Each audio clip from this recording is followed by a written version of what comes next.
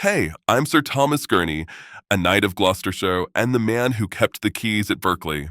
There's a reason I did what I did to King Edward, but I won't name it yet. The rushlight in my hand guttered and smelled of tallow. Stay with me. I want your ears, not your pity. The door wasn't the only thing that clicked. We're at Berkeley Castle, the wet September night of 1327. The king is a prisoner. He sleeps badly. He mutters names. You know some of them.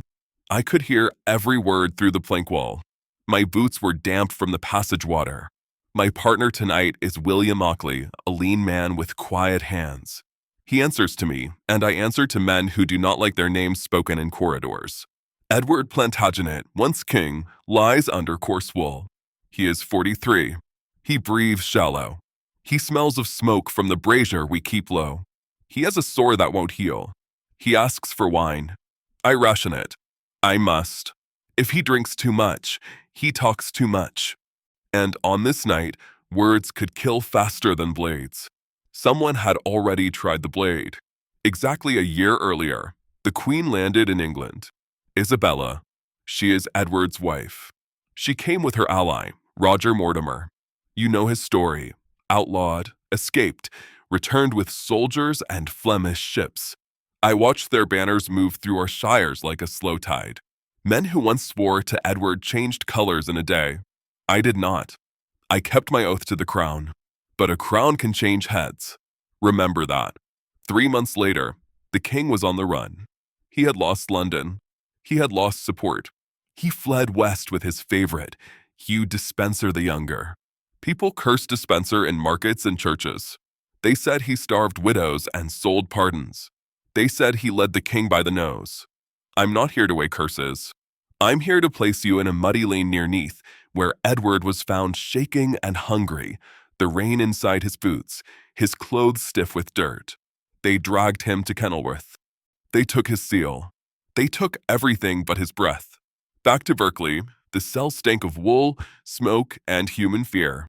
We had orders to guard him softly. No show of chains. No spectacle. Sir John Maltravers shared custody with us. He is a lawyer by habit, careful with words, careful with witnesses. Lord Thomas Berkeley is lord of this place and my master. He is soft-spoken and sickly that autumn, and he leaves much to others. The Queen and Mortimer send letters. They send men. They do not come themselves. That is how power moves at night. The first letter burned my fingers. At all costs, keep him safe, the first letter said, back in April. Safe, but unseen.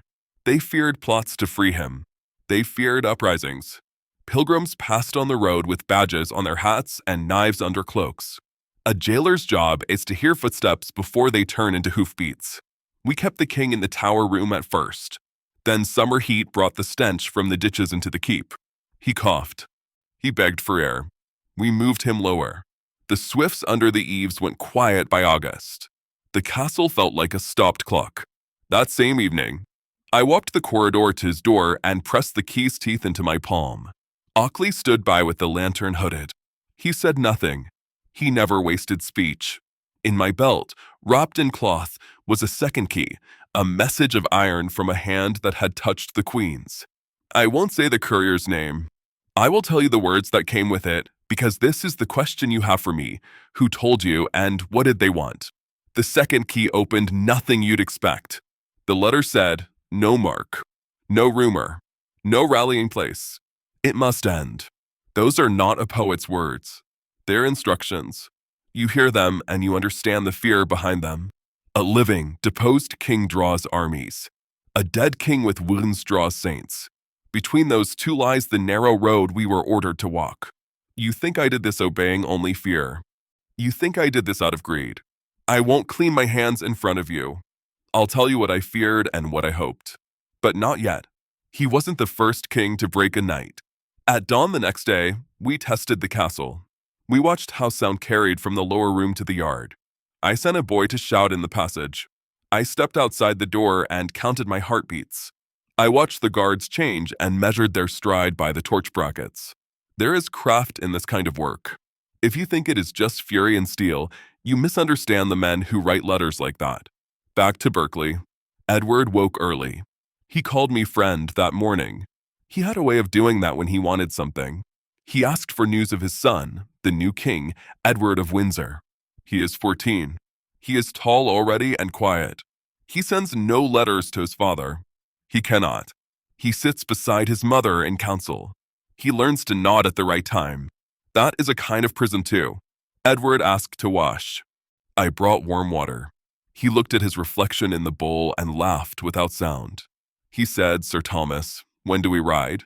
He liked to joke about escapes when he was most trapped. I told him, when the orders change, sire. The word sire still did work on me. It still does now. The orders did change, but not as you think. Exactly a week earlier, riders clattered into the yard past midnight. They brought a sealed packet. Maltravers read it. His face did not move. He called me in. He said, this is above my breath. That means the decision is not his. He said, we are to end the danger with care. That is a lawyer's phrase. I didn't ask for more. He didn't offer more. He added, you will be the hand. That is how a man gives you a burden and keeps his own cloak clean. Back to Berkeley. I stood outside Edward's door on the night you keep in your histories. My palm still held the pressure pattern of the key. I could hear the king's breath. I could hear Ockley shift his weight. I could hear an owl in the yard. The brazier popped. It was a small sound. It felt loud. If you ask Thomas, did you hate him? I will answer now. No. Hate consumes time. I didn't have time to waste. I had a wife 2 valleys away. I had sons with milk teeth. I had land held by the favor of men who wrote letters like the ones I burned. I still remember the seal's wax. 3 months later, you will hear about trials and charges. You will hear my name cried in a hall. You will hear that I fled. All of that comes soon, and I will take you there. For now, stay with the door, the key, the breath on the other side. This is the hinge on which my life turned. Why did I kill Edward? I hear you pressing that question at the screen. Good. Hold it. I will close one question for you now and leave the harder one open. Who gave the order? It did not come in the king's son's hand. It did not come in Lord Berkeley's hand. It came through Maltravers, from the pair who ran England that summer, the Queen and Mortimer.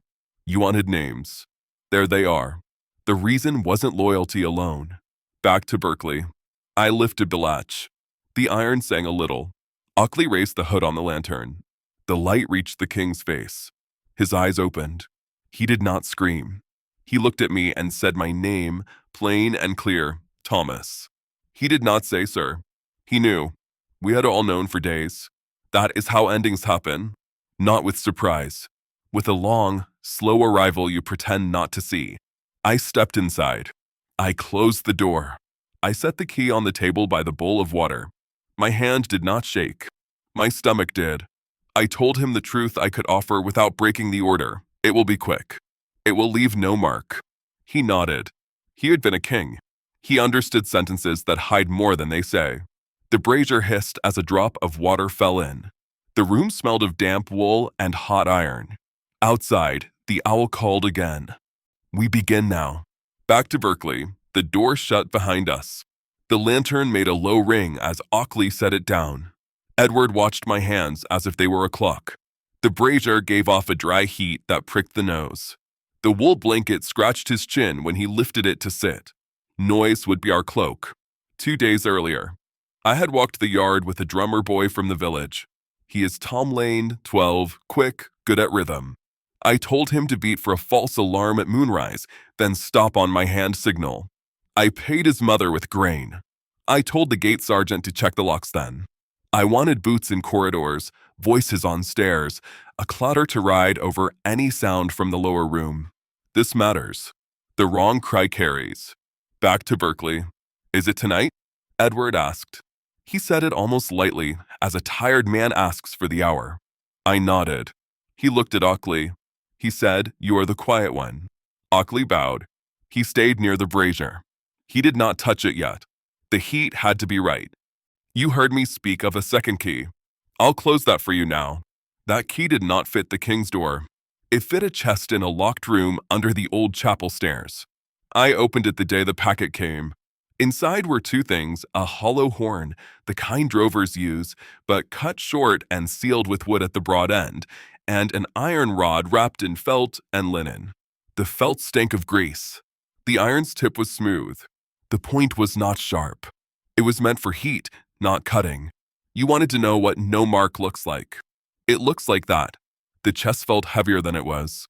Exactly a month earlier, at Kenilworth, a groom tried the blade. His name was Eustace Brown. He had posed as a stable hand to get near the king. He carried a strap cutter under his sleeve. We caught him because he had never curried a horse in his life. He pressed too hard along the flank and the mare kicked the wall.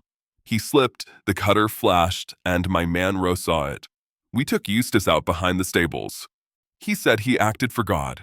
He said a living Edward would call war down on every parish. We handed him over. I never saw him again.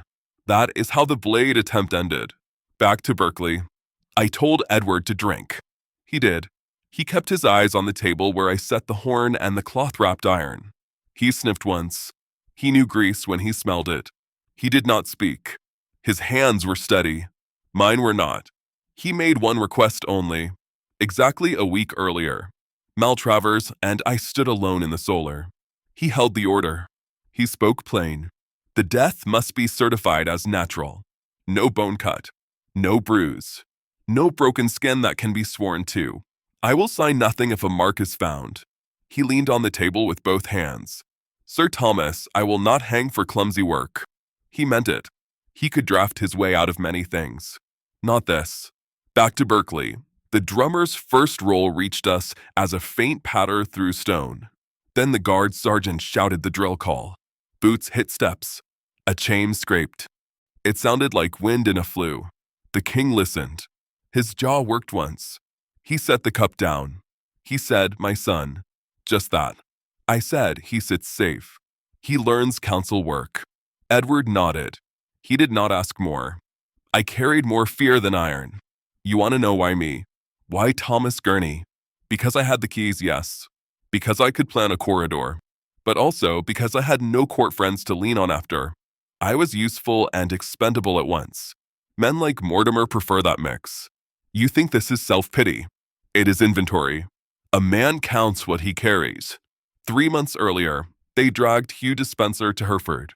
I saw him only after, swinging, cut down and quartered. The crowds cheered. They called the Queen Isabella the Fair. They called Mortimer the real king. Men cheered easy then. They cheered even faster when bread arrived. It taught me something. A crowd will bless you one noon and curse you by vespers if the cart comes late. Back to Berkeley. Ockley checked the brazier. He placed the iron into the coals. He waited with his hand near the feel of it, not touching. He watched the linen at the hilt for a small curl of smoke. That was the sign. We had practiced in the empty bathroom with a spare bar. We had timed every step. This was craft. I will not dress it in other words. He asked for a priest, but not for shrift. That same evening, before we came in, Sir John Maltravers sent in a canon from the priory. His name is Walter Gray. He is short, calm, 40 or so, with a dry voice. He heard Edward quietly.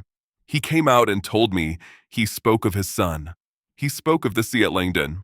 He did not accuse you. I thanked him. Walter left by the kitchen door. He did not want his face remembered by guards with ale in them. Back to Berkeley, the iron smoked. The horn warmed in my hands. I will not linger on what followed. You have read versions. You have heard screams in taverns. They add colors. They add stamps. The work was simple and it was brutal. The horn and the heat gave the wound we needed, one that did not show on the skin after washing and laying out. The drummer beat his false alarm. Chains lifted. Voices covered the king's breath when it changed. One sound cut through all the others. It was my name. He said it again, once. Not loud, not begging, just an anchor. Thomas. I told him it will be quick. It was not quick enough for me. It was long enough for me to remember every inch of the room, the silt line up the wall, the dent in the table edge, the stain on the floorboards near the bed leg. You ask if I prayed. I did not. I counted. I counted because counting kept my hands steady. At dawn the next day, the room was cold. The brazier had dulled. We washed the body. We combed the hair. Ockley folded the blanket. We sent for the local coroner. He came later with 2 men and a book. He peered, sniffed, signed, and left a space for the sheriff's note. He did not ask many questions. Men rarely do when the answer lies above their breath. Back to Berkeley. I took the device back to the chest. I locked it with the second key. I walked out past the chapel and smelled old lime in the mortar. I burned the linen used to hold the iron. The grease popped in the fire. I threw the horn cloth into the same flame. It smoked high, then fell. I stood until the smoke thinned. The letter after was shorter than the first. 3 days later, a writer from Worcester brought a strip of parchment with 6 lines. It said, "News received. Arrangements proceed. Keep order at Berkeley until removal. Speak to none outside charge. No praise. No coin. Just silence." That told me more than any flourish. I had done what they asked. Now I was a risk. Back to Berkeley, the Queen's men arrived to move the body. They carried it with proper show. They wrapped the head in linen. They used new ropes. They spoke softly in the yard so the village would think this was holy work. In a way it was. Power has its rights. The danger did not end with death. Exactly a week later, rumors climbed faster than carts. A friar told a butcher that the king had died of grief. A sailor swore he had seen a red flare from the castle roof. A widow in the lane said she had heard a scream. Each rumor asked for an answer. I had none to give. You close your mouth and you wait. That is another kind of craft. Back to Berkeley, you push the question again. Why? If not hate, then what? It was not coin. They offered none before and little after. It was not love either. I had none for Mortimer. The reason sits in a smaller, harder place. I will name it when the tale reaches the point where I understood it myself. A letter from abroad bent my path. Back to Berkeley, the yard was quiet again. The Queen's men had gone. The villagers kept their eyes low when they brought milk to the kitchen. The air smelled of wet straw and cold ash. I walked the wall twice before dawn and counted torches. Silence was heavier than noise. 3 days later, Lord Berkeley sent for me. He sat wrapped in a fur-lined cloak, pale from the autumn fever. He said, "There will be a burial at Gloucester. You will keep the garrison steady." He meant, do not drink. Do not brag. Do not grow brave in the alehouse. He added, Sir John travels to meet the council. Maltravers always moved when letters did. Back to Berkeley, the first letter from abroad arrived that week. It came with a pack train from Bristol, tucked in a bolt of Flemish cloth. The sender was Gerard of Mons. He is a factor for Hainaut merchants, smooth, 50, and as careful as a cat near a hearth. He matters because he moves money and men between England and the Low Countries. He had met me once in London when I bought harness leather. He wrote plain, "Your name is on lips that should be shut. If a hand must act, it will be cut off afterward. Remember this road, Bristol to Tenby, Tenby to La Roche. Show this token for a boat." The token fell out of the letter, a small lead badge with a boar stamped on it. Escape plans arrived before praise. Exactly a month later, Gloucester Abbey opened its doors early. The nave smelled of beeswax and damp stone. I stood at the back, helm under my arm. The abbot, John Thoki, is a square man with a strong voice. He matters now because he kept order and insisted on full rites. He read the prayers. The choir sang low. The coffin lay before the altar with a pall. I watched the candles gutter and steady. Back to Gloucester, people pushed in from the town. A woman near me whispered, "He was still a king." Another answered, "God sees." That is how most spoke, short, guarded, half prayer, half worry. I saw messengers on the north side with Mortimer's badge. They watched who watched. They wrote names on wax tablets. Spies love churches as much as markets. That same evening, I returned to Berkeley by the West Road. Rain needled my face. At the gate, a rider waited with a council order. The seal was Mortimer's. It named me and Ockley keepers beyond, while Sir John rode. It also named the Queen's man, Sir Thomas Wither, as inspector. He is tall and sharp-eyed, 35, a soldier with a steward's habits. He matters now because he checked every account and every mouth. He asked for lists of visitors. He asked for lists of knives. Back to Berkeley, you ask how I slept. I did not. I lay on my pallet and listened for hooves. I kept my boots nearby. I kept my wife's last letter in my shirt. She wrote of our eldest losing a tooth and of a fox in the hens. I read it until the ink blurred. You think this is small beside a king's death? It is not small to a man who expects a knock at midnight. The knock came, but not that night. Exactly a week later, word reached us from London. Parliament met at Michaelmas. They thanked God for the peace. They swore to the young king. They granted the Queen money's due. They did not speak Edward's name long. They spoke of Scotland. They spoke of debts. You learn from that weight. Wars and tallies fill tables faster than grief.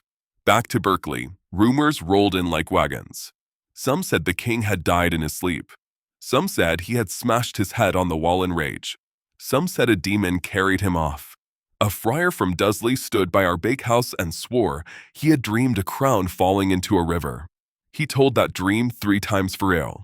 I fined the alewife for letting him drink on duty hours, not because of the dream, because loose hours breed loose mouths. One rumor cut close to the bone. Exactly a year earlier, I had sworn on my sword to keep the peace of the realm under whoever sat crowned. That oath was not to Edward the man. It was to the crown. Remember that line. It is the key that turned my mind when I held the second key in my hand. If you want a grander word, say order. I say no more burning farms. Back to Berkeley. Sir Thomas Wither cornered me in the stables. He said, men will ask what you did. I said, I kept my post. He said, keep saying that. Then he lowered his voice. There is talk of a plan to pull the body from Gloucester and parade it. If that happens, you and I hang. I believed him. A dead king can move armies if his wounds preach. Ours did not, and that was the point. The ground under us kept shifting. 3 months later, the Queen and Mortimer rode through the city to hear petitions. The streets smelled of smoke and fish. I stood back under a bridge arch and watched the crowd. Some cheered. Some watched in silence. A mason beside me said, if the boy grows teeth, he'll bite. He meant the young king. Edward of Windsor was now 15. He trained with men-at-arms. He read petitions. He spoke little. He watched a lot.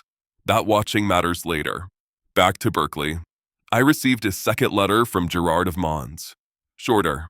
Use the token only if the North Road is shut. Men of Hereford asked questions. That told me this. Mortimer's men whispered my name when the door closed. The letter from abroad had bent my path. I began to map the way to Tenby in my head each night.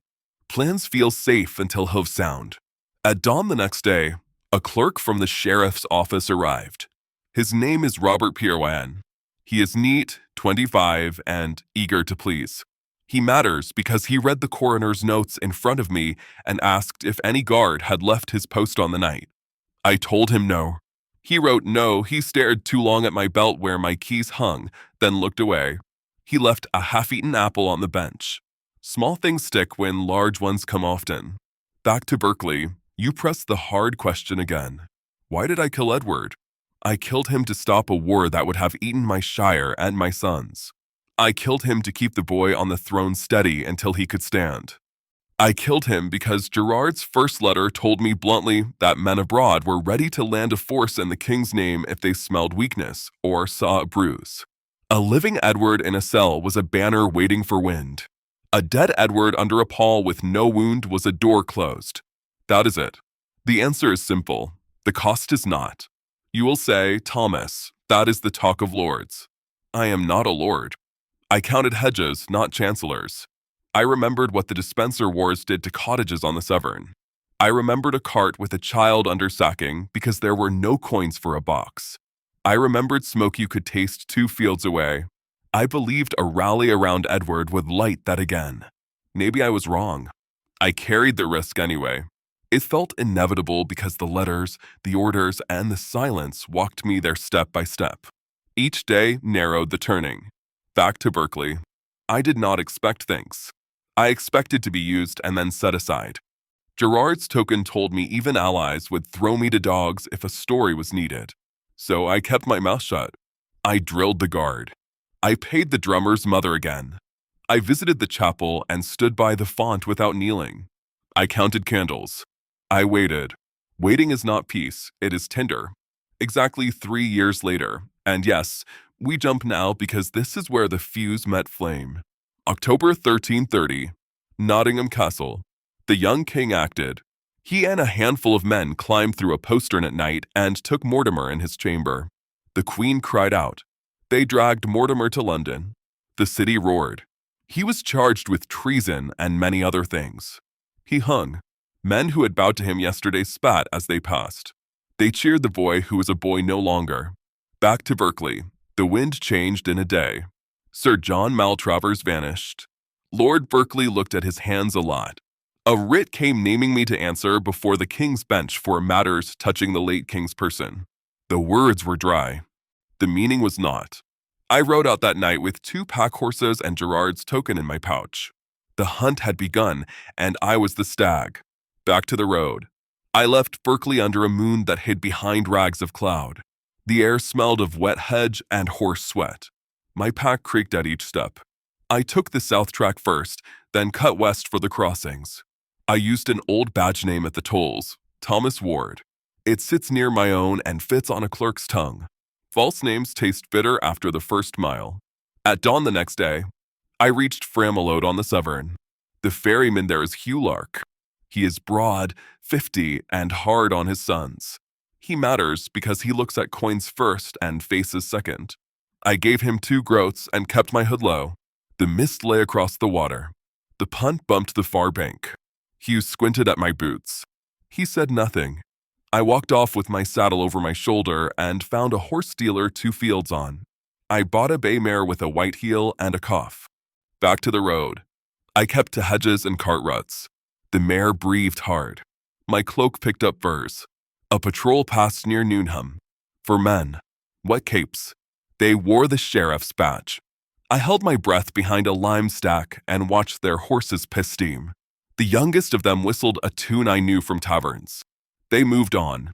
One rider turned his head too slow. 3 days later, I reached Tenby. The harbor smelled of tar and stale fish. Gulls screamed. I kept to the shadow of a salt shed and waited for the sign I had been told to look for, a skipper with a bent hat and a red ribbon on his mast. His name is Pero Keene. He is 30, tall, and laughs at bad weather. He matters because he took the token from my palm without blinking and led me to a narrow sloop with a patched sail. Back to Tenby. Pero said, "We run at dusk. Keep low." He handed me a sack of dried beans and a water skin. He nodded at a boy on the pier. "That's Iolo. He watches the Peel Tower. If he waves twice, we stay. If he waves once, we go." Iolo is 12, thin, and quick. He matters because he saw a rider with a king's writ ride past and did not wave. We waited. Waiting hurts more when the tide turns. That same evening, I wrote to my wife by the flare of a ship lamp. I told her I would send silver soon. I told her to keep the boys off the river when the frost came. I did not write where I was. I folded the paper and sealed it with a smear of wax. I gave it to Iolo with a penny and a warning to carry it to the Cotswolds with a fish cart when he could. He nodded, eyes wide. He tucked it inside his shirt. Back to Tenby. The sloop left at last under a wind that pushed hard from the west. The boat slapped the water. Spray stunned my face. Pero kept the sail tight.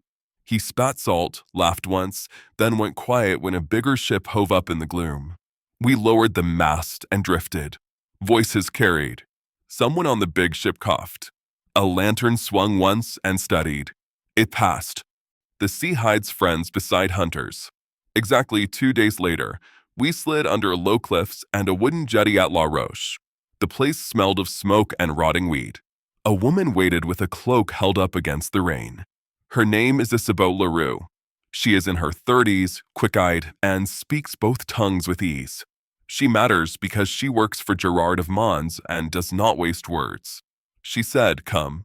She led me through a tangle of lanes into a tannery loft where the hides hung like wet sails. We climbed a ladder and lay on straw. My clothes stank of urine from the vats. She handed me bread and onions. She said, "You must move again tonight." Back to La Roche. I slept an hour. I dreamed of the table edge at Berkeley. I woke with my jaw tight. Isabeau poured water over my hands and handed me a new cloak. She said, "There is a writer with the king's seal in town." He asked at the inn for a tall man with a scar. "I have a scar across my left knuckle from a boar spear." She tapped my hand with 2 fingers. "Hide that." She wrapped a strip of cloth around it. Hunters ask for scars before names. 3 days later, we reached Mons by way of side roads and barns. Gerard received me in a counting room that smelled of ink and wax. He is, as I said, smooth, careful, 50, with eyes that weigh you faster than a scale. He matters now because he placed me in a house with a back door that leads to an alley and gave me a set of names to use. He said, "Here you are Jan de la Ward when a clerk speaks and Tom when you buy bread." He placed a purse on the table. For a month. Back to Mons. Gerard spread 3 papers before me. One was a copy of a writ naming the men sought for the foul deed at Berkeley. My name stood there. Ockley's name stood there. Maltravers' name stood there. Another paper was a list of ships under watch in Bayonne and Calais. The last was a short note from a man in Brabant. "If the English pay, I deliver." Gerard topped that one. "Do not trust men who write like this," he said. "But I pay him to write it so I know his price.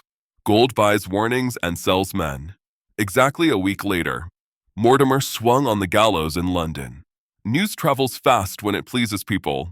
A peddler in Mons shouted it in the square. Children clapped. Men drank. I watched from a doorway and tasted vile. I should have felt ease. I did not. Power had moved again. It had moved toward the boy who was a boy no longer. He would want the story of his father clean. My name dirted it. Back to Mons. I asked Gerard for passage to the Empire. He shook his head. "South first," he said. "Then east if the wind clears your scent." He sent me toward Cambrai with a pack train carrying cloth. I wore a carter's cap and held the ox goad. The road smelled of dung and crushed nettles. Men at posts checked carts. They never looked long at the carter. They looked at the merchant. That is the rule. Rules crack when coin hits the table. At dawn the next day, we crossed the Scheldt. Missed again. The carter beside me, a man named Willem, lifted his cap and scratched his scalp. He is 20, pale, and new to this work. He matters because he turned his head at a shout and let our lead ox falter. The guard saw the stutter, walked over, and asked for the merchant's papers. He looked past me once. I looked down and counted 3 nails in the cartwheel. Gerard's papers held. We moved on. I did not breathe for 4 breaths. Back to the road, you ask about Ockley. I close that now. Word reached me in Cambrai from a mason who had worked in Bristol. He said Ockley had been taken near the coast after a fight in an alehouse. He had tried to slip away under a pile of nets. A boy saw his boot. They dragged him out. He was hanged the next spring. The mason swore he watched the cart rattle. He rubbed the side of his nose when he said it. I believed him. Ockley deserved better men than me at the end. He had quiet hands. He never asked why. He just nodded and placed the iron where it needed to be. The law did not care about his quiet. A loon feels heavier when partners fall. 3 months later, I lived in a back room in Valenciennes under the name January. I mended harness and cut straps. The room smelled of oil and leather dust. I kept a knife under the bed and my boots laced. A woman in the next room sang as she boiled soups. Her name is Clara. She is a widow, 40, and kind to strays. She matters because she noticed 2 men watching my door and told me first thing at dawn. She said they wear English boots and speak little. I thanked her and gave her coin. I packed by noon. Back to Valenciennes. I went to Gerard with the news. He looked tired. He said, Bayonne is hot. So is Calais. So is Bruges. There is talk that the king will pay double for you alive. He lifted a brow. Alive means you speak. That helps some men and ruins others. He leaned closer. If a stranger offers a quick cart to Liège, say no. The quickest cart is the trap. Exactly a week later, a stranger offered a quick cart to Liège. He called himself Peter. He is broad-shouldered, 35, and carries a soldier's weight in his shoulders. He matters because he stood too straight for a carter and smelled of iron filings. I smiled and said I would walk. He smiled with only half his mouth and shrugged. I turned the corner and ran. Back to the street, feet thundered behind me. I cut through a tannery yard and toppled a stack of frames. Dogs barked. A woman shouted. I slammed my shoulder into a stable door and slid the bolt. I jumped the far wall and landed in a cabbage patch. Leaves tore. I crawled under a wagon and listened. Boots pounded past, then slowed, then split. One pair returned. The man knelt. His hand slid under the wagon board and brushed my sleeve. I held still. He swore. He moved on. Luck runs thinner each chase. That same evening, I went back to Gerard. He had packed his own chest. He said, "You cannot stay." He handed me a sealed letter. For a man in Bayonne named Arnaut Guillaume. He finds ships when doors close. He also handed me a smaller pouch. "For your wife," he said. "I will find a way." He looked at me, finally, without the counting eyes. "You did what you thought kept fields unburned. The wind cares little." Back to the road. I turned south. I carried Gerard's letter inside my shirt and my token in a boot. The winter air cut my nose. I passed carts with barrels and wool bales. I bought bread from a girl with red hands. I slept in ditches when the inns felt wrong. I learned to breathe slow when guards looked long. I learned the weight of silence in a room where men whisper your name with their eyes. Bayonne waited with open doors and ropes. Back to the road, the last miles into Bayonne tasted of salt and smoke. The wind pushed wine smells from the warehouses along the river. Wheels rattled on the quay. I kept my cap low and counted steps between posts. The harbor watched without blinking. That same evening, I found Arnaut Guillaume in a tavern off the Adour. He sits in a corner by habit. He is small, neat, and wears a clean shirt even when others sweat. He matters now because he keeps two ledgers, one for cargo, one for men whose names must not pass to clerks. I slid Gerard's letter across the table. He read it once and set it under his cup. "Your Jan," he said. I nodded. There is a Basque coaster for Santander at dawn, then north to La Coruña, then a big hull to Ireland or Brittany if wind holds. 2 days between. You sleep in a loft and do not show your face. He paused. The English garrison drinks on the north bank. Do not cross the bridge. Back to Bayonne. I slept in a loft over a cooper's yard. The boards smelled of sap and stale beer. Mice rustled in the thatch. I lay with my boots on and my belt over my chest. I woke 5 times to cart noise. I dreamed of the coroner's book. I woke with my jaw set. One voice below spoke my real name. At dawn the next day, the cooper's boy called up, "Tom, the river's falling." Only Gerard and 2 others called me Tom here. I rolled to my knees and peered through a knothole. A man in a blue hood leaned on a barrel and watched the door. He had English boots. He tapped his fingers on the stave. He said nothing. The boy shrugged and went back to hoops. I waited until the yard filled and slipped down the back stair. Back to the quay. Arnaut led me along a wharf that smelled of pitch. He pointed to a low craft with a black stripe. "Go aboard. Keep your head down. No talk." The skipper grunted and pointed to a coil of rope. I lay behind it and watched the sky through strands of hemp. The river slapped the hull. Voices rose on the quay. An officer shouted a list of names. He read Gurney last hard. The hair lifted on my arms. The skipper spat, pushed off, and pulled into the current. The name had crossed the water. Exactly 2 days later, we beached near Santander and slipped into a warehouse by a fish market. The floor was damp. The air stank of brine and guts. A woman peeled eels with fast hands. Arnaut's man in Spain is Diego. He is thick-necked and quiet. He matters because he knows which door opens when a seal is shown. He opened a side gate and waved me through a lane to a yard with mules. "Rest," he said. Back to the yard. A child ran past with a hoop. He laughed and almost tripped. My hand went out on its own. I studied the hoop and handed it back. The child's mother nodded once. Small, ordinary motions. They felt like stolen food. Safety is a shirt that never dries. 3 days later, we stood on the dock at La Coruña. A large ship rode at anchor with her sails furled. She smelled of tar and old wool. The captain, Martin L. Langevin, wore a plain cap and a scar at the lip. He matters because he took my coin and looked away when the harbor sergeant came aboard. We sail at first tide, he said. You sleep by the water jars. If there is a count of heads, you're a sack. He meant empty the voice from your throat. Back to the dock. I turned and saw a face I knew. Not a friend. A sergeant from Bristol who had stood in our hall after dispenser swung.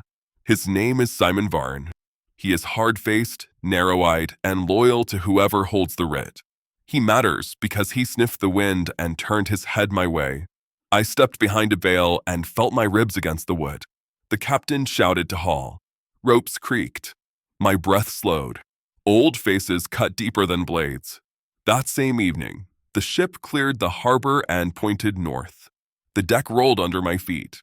The water jars sweated. The hold smelled of damp grain and men's coats. I lay on a heap of sacking and counted the strokes of the pump.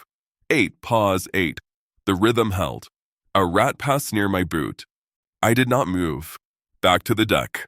Simon Barnes stood with the captain and showed a paper. They spoke low. The captain shrugged, then nodded. He pointed down. My hands went cold. 2 sailors climbed into the hold with a lantern. They looked past me once. The lantern swung. The light slid over my boot. The sailor lifted the edge of the sacking. He stared. He opened his mouth.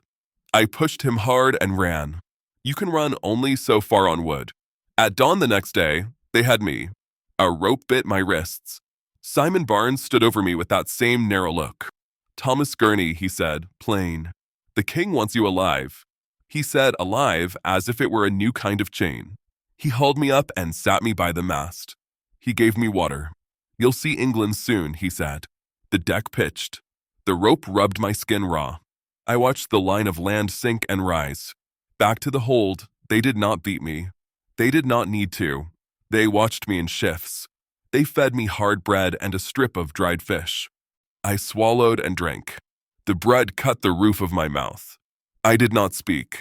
Simon sat once and said, they want what you know about letters and names. I said, write your own, and closed my eyes. Silence angers men who need words. Exactly 3 days later, a storm met us off Ushant. The ship groaned. The mast cried. Water smashed over the bow and ran in sheets. The men cursed and moved in a dance they knew. Salt burned my wrists. The captain tied a rope around his own waist and laughed once at the sky. He shouted to cut weight. Barrels went overboard. The stern lifted and slammed. Someone screamed. The sound cut off. Back to the storm. Simon Varn leaned close. He shouted in my ear, if you drown, nothing is settled. A wave broke across us. His hat vanished. He blinked hard and wiped his eyes. Help pump, he said, and shoved me toward the handle. The rope on my wrists made each pull burn. I worked. The pump clacked. Water ran. My shoulders shook. The sea does not care for Rites. That same evening, the storm eased to hard rain. The captain planted his feet and checked the lines. He spat and nodded. We limped east under a torn sail. The sky hung low. The men moved slower now.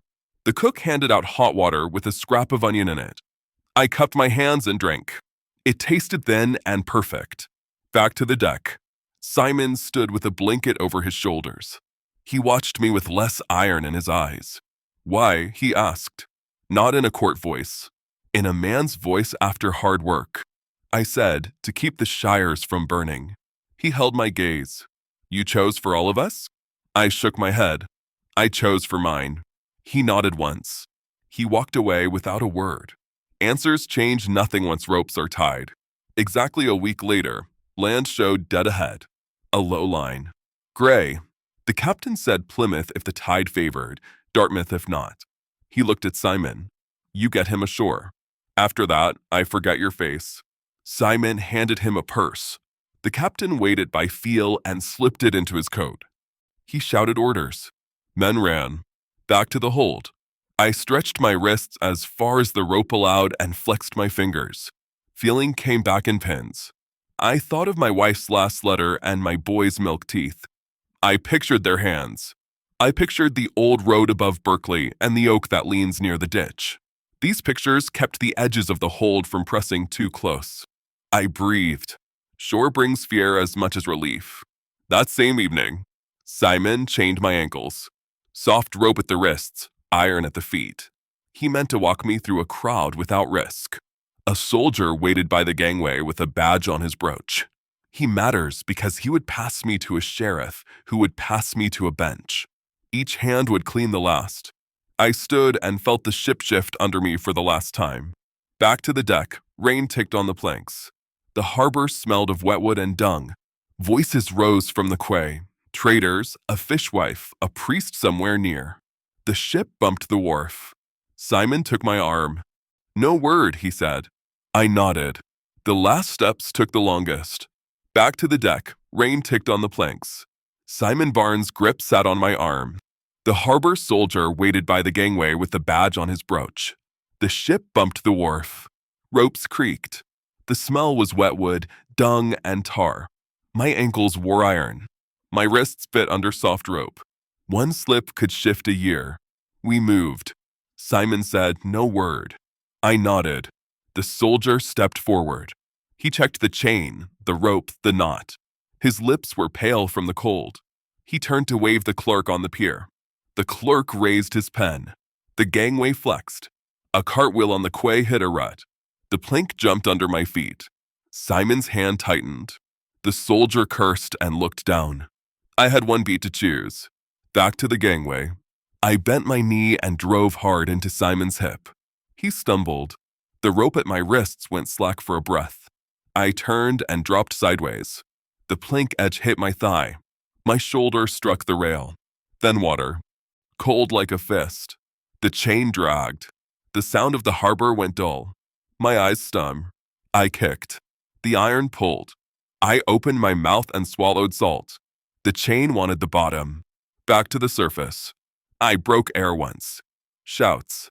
A bell. The soldier waved his arms. Simon leaned over the rail with a line. "Take it," he shouted. His face had no hate in it. Only hurry. I coughed and spat. The rope swung near. I grabbed once and missed. The chain pulled my feet. I gulped air and went under again. The world narrowed to green light and pressure. I counted instead of praying. I counted to 5 and pushed up. I broke air again. The rope swung close. Simon's eyes met mine. No speech then, only the line between his fist and my hand. I thought of my boy's small teeth and the road above Berkeley and the oak by the ditch. I closed my fingers around the rope. Choice made, price coming. Back to the wharf. Simon and 2 sailors hauled. My ribs burned. The gangway groaned. My knees hit wood. Hands pulled the chain. The soldier swore and reached. He clapped irons on my wrists. He looked at Simon and said, "Fool." Simon said, "Alive and nothing more." Water ran off me. I could not stop shaking. The clerk wrote on his slate with a long breath. The pen scratched. The hardest part had not started. That same evening, we left the harbor yard through a narrow lane that smelled of cabbage and smoke. A crowd watched. No cheers. No stones. Just eyes. The soldier walked ahead. Simon walked behind. I moved in the middle with wet clothes and sand in my cuffs. We reached a stone room with a door that stuck. The soldier pushed with his shoulder. It opened with a grind. The cell had straw and a hook on the wall. They tied me there and closed the door. Back to the cell. I sat on the straw and breathed slow. The air was damp. A drop fell from the lintel onto my wrist and ran to my palm. I licked salt from my lips. I heard feet in the hall. I heard a priest somewhere saying the evening office. The words ran together. I counted the drips. I slept. Sleep bites in small mouthfuls. At dawn the next day, they moved me to a cart. The road out of town was slick. The cart shook. The soldier rode to the left. Simon rode to the right. A boy drove. He slapped the mule too hard. The mule tossed its head. We rolled east. Hedges ran along the road like dark lines. The rain turned to mist. My clothes dried in patches and itched. Back to the cart. Simon rode close and said low, "In London they will press for names. Speak what you must. Spare who you can." I said, I spoke one name already. The rest you know. He looked ahead. Names on papers change nothing on fields, he said. That was as much mercy as he had. Mercy can be one short sentence. 3 days later, London's smell reached us before the walls. Smoke, fish, dung, wet wool. We crossed a bridge. I watched the river slide under us. The cart wheels thudded from plank to plank. The boy stared at the water and snapped the reins. We turned into a yard with a painted door and iron hinges. The sheriff's clerk read a writ. He ticked a line with his pen. He said, "Deliver him to the Marshalsea until the king's pleasure." The soldier nodded. Simon's jaw worked once. He did not speak. Back to the prison. The Marshalsea held whetstone, iron, and men who watched you with tired eyes. They gave me a blanket and a dish with barley and water. It tasted of smoke. A turnkey with scars on his knuckles counted the links at my feet and locked them to a ring. He said, "You will be called in 3 days, or 7, or when they remember. Do not ask. It makes the wait longer." He walked away. Waiting wore me more than chains. Exactly a week later, they took me to a chamber with tapestries and cold air and a table. 3 men sat. One read, one watched, one scratched his beard. They asked dates. They asked places. They asked who held letters. I told them Maltraver's name. I told them the Queen and Mortimer sent orders through him. They asked what device was used. I said, a horn and heat. The scratching stopped. The watching man blinked. The reader made a mark and said, "You admit." I nodded. I admit. Back to the chamber. They asked why. I said the same words I gave Simon on the deck. To keep the shires from burning. The watching man said, "A crown is not a hedge." I said, "A crown rests on hedges." The reader frowned. The bearded man looked at my wrists and then at the window. He said nothing. The reader said, "You will be held until the king decides." That meant weeks, possibly months. Decisions move slower than carts. 3 months later, a letter reached me through a turnkey who wanted coin for his sick child. The seal was broken. The hand was Gerard's clerk. It said, "Your wife received the pouch. The boys are well. The fox took no more hens. Do not reply." I sat on my pallet and let out air I did not know I held. The coin reached her. The field stayed quiet that winter. Back to the Marshalsea. They moved me for hearing again. We went by cart and rain. Near the horse yard outside the south gate, a dray tipped and spilled barrels. The road clogged. The soldier swore and climbed down to shove. The driver yelled. Simon looked at the tangle, then at me. He stepped close and put his hand on my elbow as if to steady me. He bent as if to tighten the rope on my ankle chain and hissed, "Walk when I push." I stared. He did not repeat it. Helpers take on risk without speech. Back to the road, he pushed. I walked. Between 2 carts. Past a shrieking mule. A woman cried out as a barrel knocked her basket. Men shouted. Water splashed. Mud pulled. I kept my head down. I counted steps. 10. 20. I reached the angle where a fence leaned. I slipped behind it and dropped into a ditch that stank of old straw. I lay still. Boots ran past. Shouts crossed. The rain covered small sounds. Escape has no drumroll. That same evening, I was over the river with a stolen cloak and a stone in my pocket to cut the chain link. I worked it against iron until my fingers bled. The link wore thin and gave. I tossed it into a midden. I walked until my feet shook. I found a shed and slept among brooms. Back to the road. I will not list each barn and hedge from there. You know the trail by now, lanes, ferries, carts, names that are near my own. The crown had longer arms and sharper ears, but not always in the same place. I moved when the air felt wrong. I stayed when it felt flat. I ate onions and hard bread and swore at blisters. I passed a drummer boy in a village and gave him a coin, and he laughed and beat a quick roll for no one. The world forgets faster than men think.